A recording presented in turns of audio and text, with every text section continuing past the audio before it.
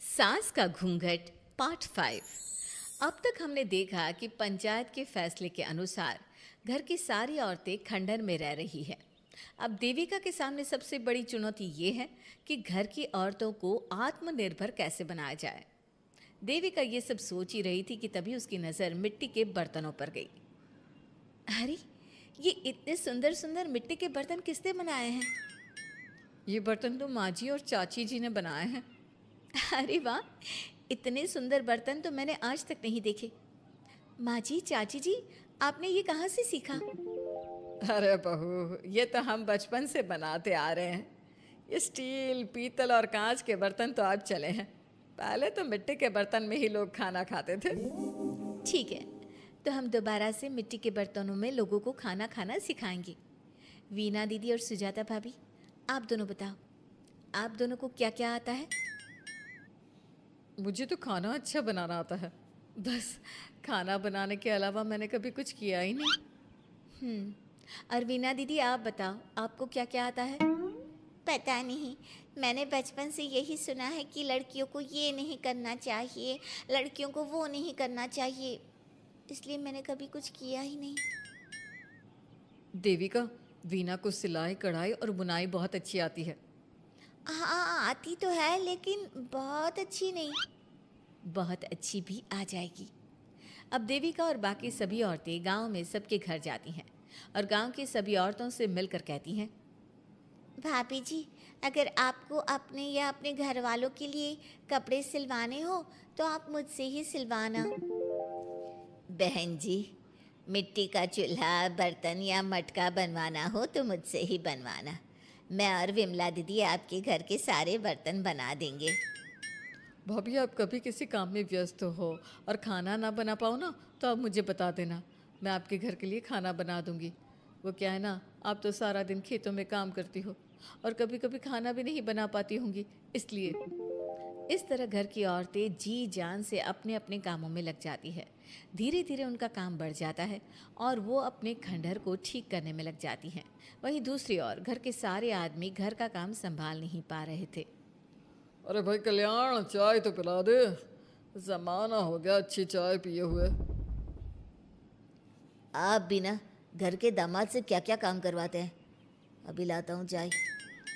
कल्याण, तुम दामाद नहीं बेटे हो, इसलिए इस घर के सुख दुख, घर के काम और बाहर के कामों में तुम्हारा सहयोग तो होना ही चाहिए ना।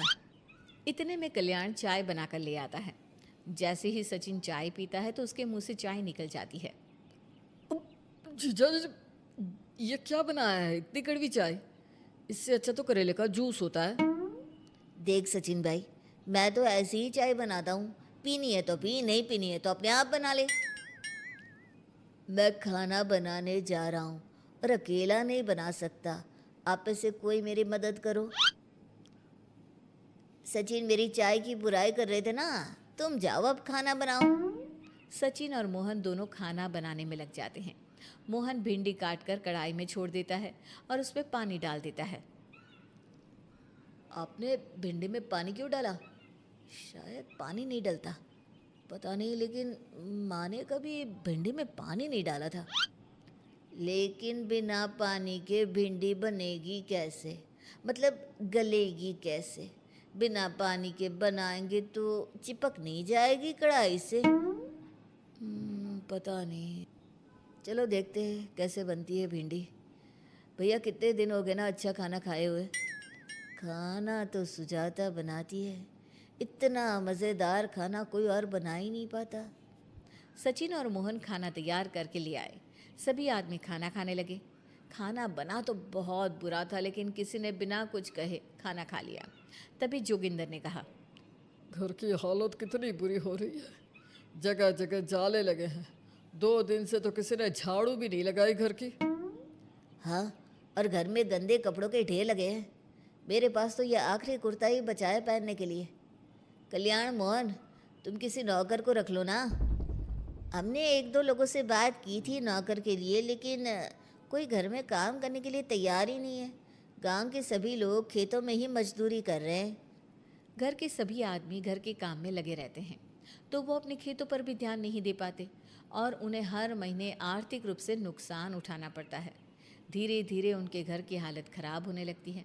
एक दिन कल्याण सबसे कहता है, घर को तो औरत ही संभाल सकती है, हमारे बस का नहीं है घर संभालना। हमें किसी तरह से उस सब को वापस इस घर में लाना ही होगा। अरे कल्याण बेटा, पंचायत का फैसला था कि औरतें हमसे माफ़ी मांगे, लेकिन उन्होंने माफ़ी नहीं मांगी। अब हम उन्हें बुलाने गए तो उल्टा हमें ही अपनी अपनी पत्नियों से माफ़ी मांगनी पड़ेगी। हमें कोई ऐसा रास्ता निकालना होगा कि वो मजबूर हो जाए हमारे पास आने के लिए।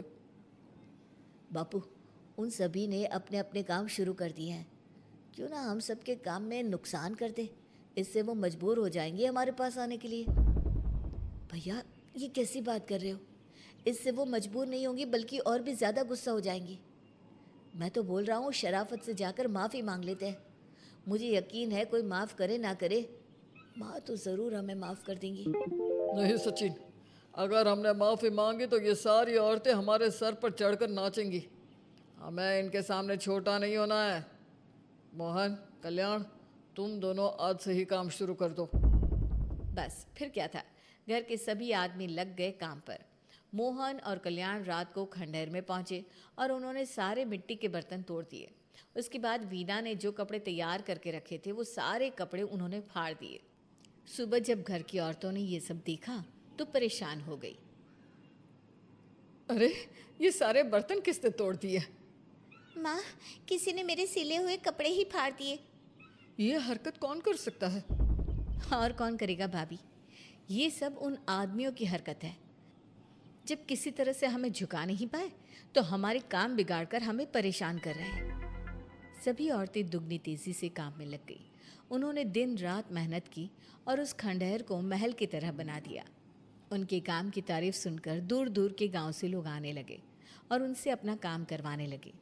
एक दिन सभी औरतें बैठकर खाना खा रही थी, तभी विमला ने देविका से कहा, देविका, हम कभी सोच भी नहीं सकते थे कि हम अपनी मेहनत से अपने लिए इतना बड़ा और इतना अच्छा घर बना लेंगे। देविका बहू, आज हमें इस बात का एहसास हो रहा है कि हम तो सिर्फ सांस ले रहे थे, जीना तो हमें तुमने सिखाया है।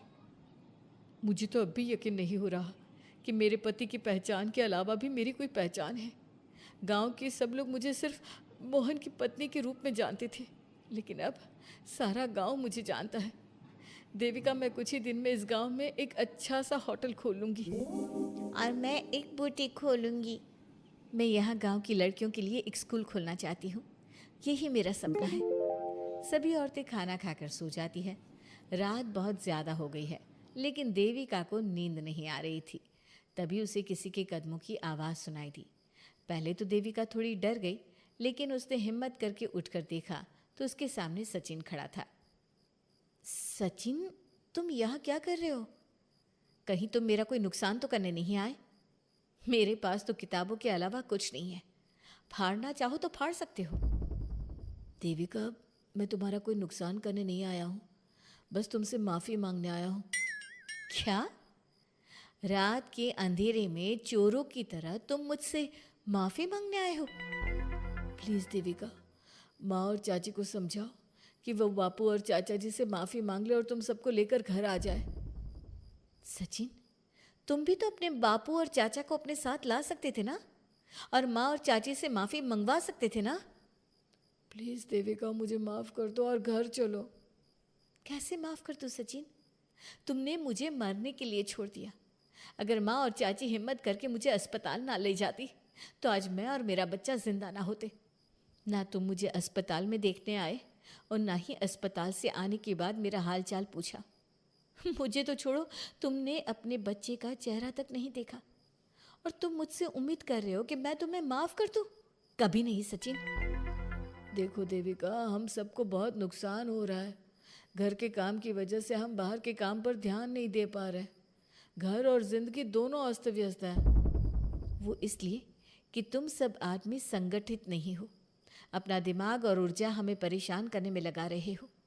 और हम औरतें संगठित हैं, हम अपना दिमाग और ऊर्जा अपनी प्रगति में लगा रहे हैं। इसलिए हमने खंडहर को भी महल की तरह कर दिया और तुम्हारी हवेली खंडहर की तरह लगती है। सचिन देविका से बार बार माफ़ी मांग रहा है।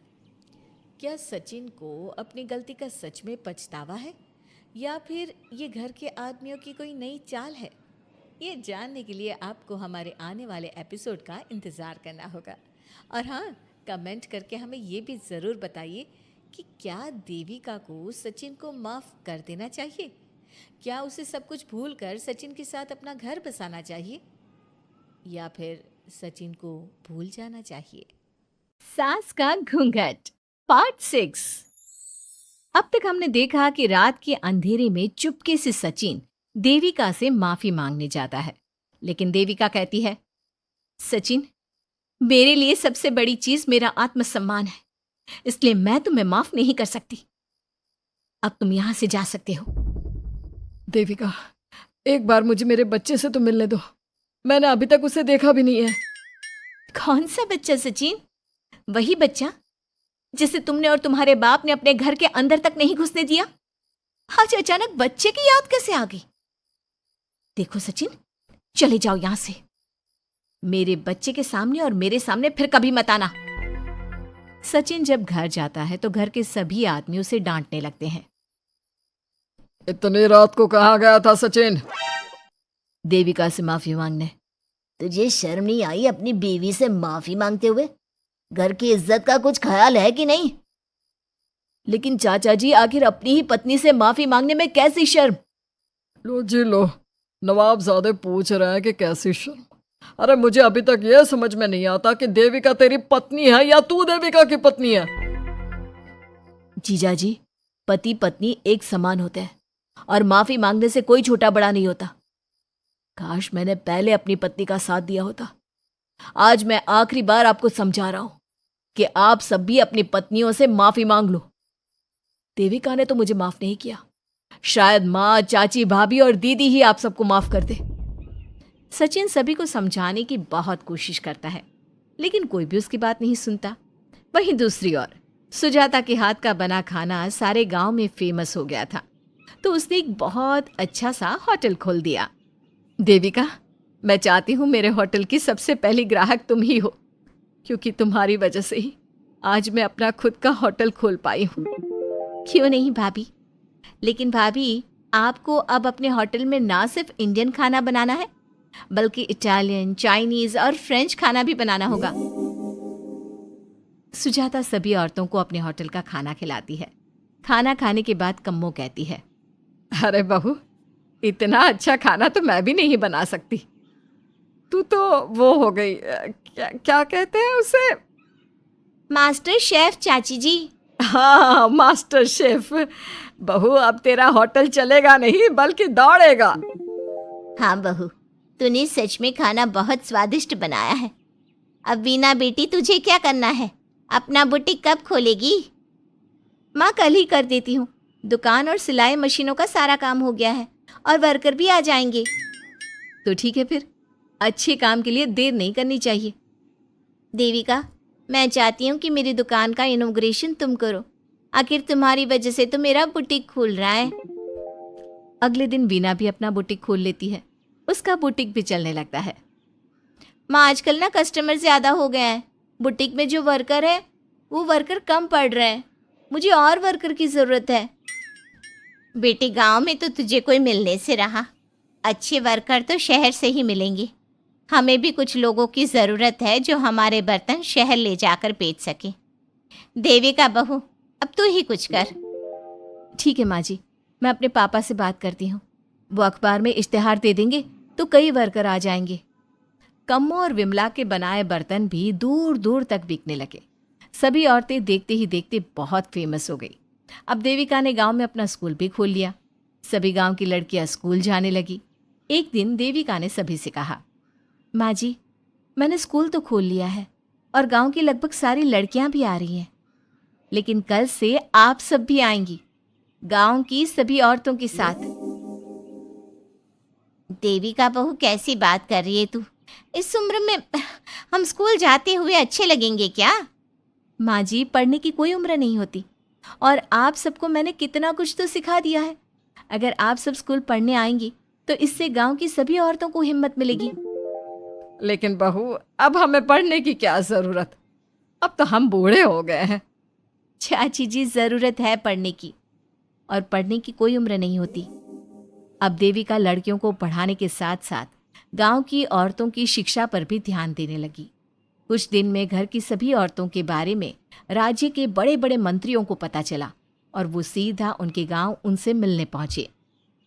देविका जी, आपकी वजह से पूरे गांव का नाम रोशन हो गया है। जगह जगह आपके घर की सभी औरतों की तारीफ हो रही है। हाँ देविका जी, आप सभी के बारे में सुनकर हम अपने आप को रोक नहीं पाए और आपसे मिलने आ गए। देविका जी, हम आपको और आपके घर की सभी औरतों को सम्मानित करना चाहते हैं और आपके स्कूल के लिए डोनेशन भी देना चाहते हैं। इस तरह मंत्री और गांव के सभी लोग देविका के साथ साथ उसके घर की सभी औरतों को प्रतीक चिन्ह देकर, फूलों की माला पहनाकर और शॉल देकर सम्मानित करते हैं। इसके अलावा देविका के स्कूल के लिए भी बहुत पैसा देते हैं। जिस पंचायत ने देविका के खिलाफ फैसला सुनाया था, उस पंचायत को अपने फैसले पर आज पछतावा हो रहा था। उधर घर के आदमियों की हालत और भी खराब हो रही है। बापू, चाचा जी, अब सचिन ने आपको समझाया था कि सबसे माफ़ी मांग लेते हैं, तब आपने हमारी बात नहीं सुनी। अब देखिए, सभी का राज्य में कितना नाम हो रहा है। खुद मंत्री जी उनको सम्मानित करने आए हैं। बापू, मोहन और सचिन ठीक कह रहे हैं। हमारी हालत तो दिन पे दिन खराब होती जा रही है। ना तो हम घर का कोई काम कर पा रहे हैं और ना ही बाहर का। तुम लोग ज़रूरी बात सबसे आखिर में बताते हो। ये बात तुम लोग पहले भी तो बता सकते थे। भैया, हमें सबसे माफ़ी मांगनी चाहिए और सबको यहाँ बुला कर लाना चाहिए। ठीक है, तुम सब यही चाहते हो तो चलो, आज ही घर की सभी औरतों को घर ले आते हैं। घर के सभी आदमी चल देते हैं सभी औरतों से माफ़ी मांगने के लिए। जैसे ही वो औरतों के पास पहुंचते हैं, सभी हैरान हो जाती हैं। कम्मो, ये सब यहाँ क्यों आए हैं? पता नहीं, लगता है आज फिर झगड़ा करने आए हैं हमसे। अगर आज कल्याण ने मुझे कुछ बोला तो इसे छोड़ूंगी नहीं मैं भी नहीं छोड़ूंगी मोहन जी को। ना इनका भरता बनाया तो मेरा नाम भी सुजाता नहीं। शांत रहो आप सब, देखने तो दो क्या कहते हैं। सभी आदमी अपनी अपनी पत्नियों से माफ़ी मांगते हुए कहते हैं, कम्मो, मुझे माफ़ कर दो, मैं तुम्हें घर ले जाने आया हूँ। तुम्हारे बिना घर बहुत सुना लगता है विमला, घर चलो। सुजाता, मैंने जो भी तुम्हारे साथ किया उसके लिए मैं बहुत शर्मिंदा हूँ। मुझे तुम्हारी और तुम्हारे हाथ के बने खाने की बहुत याद आती है। तुम मेरे साथ घर चलोगी ना? वीना, वो घर मेरा नहीं तुम्हारा है और मैं नहीं चाहता कि तुम मेरी वजह से अपना घर छोड़ दो। इसलिए अपने घर चलो और हम सबको माफ़ कर दो। अपने पतियों की इस तरह माफ़ी मांगने से सभी औरतें अपने पतियों को माफ़ करके उनके साथ जाने को तैयार हो जाती हैं। लेकिन देविका घर आने से मना कर देती है। सभी औरतें उसे समझाती है। देविका बहू, अब घर जाने में क्या दिक्कत है? मांग तो ली सबने माफ़ी। देख तो सचिन भी कितना शर्मिंदा है। हाँ बहू, हमारी लड़ाई तो यही थी कि ये हमसे माफ़ी मांगकर इज्जत के साथ घर ले जाए। अब घर चलने से तेरी शादी बच सकती है।